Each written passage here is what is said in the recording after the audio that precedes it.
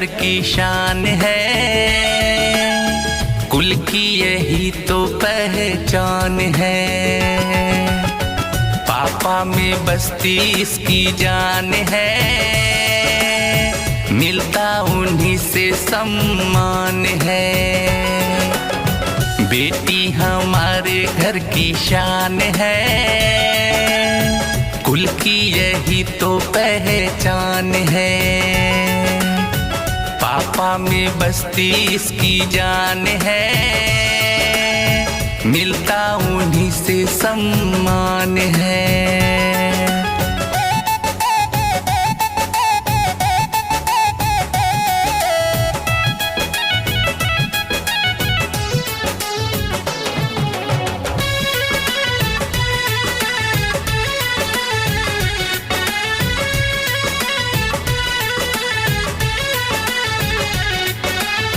खुशियाँ उन पे हम लुटाते हैं, जो मांगती वो दिलाते हैं।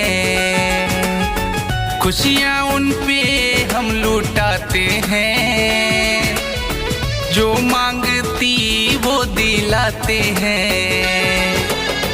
करते कभी न इनकार है, वही हमारी संसार है। बेटी हमारे घर की शान है, कुल की यही तो पहचान है।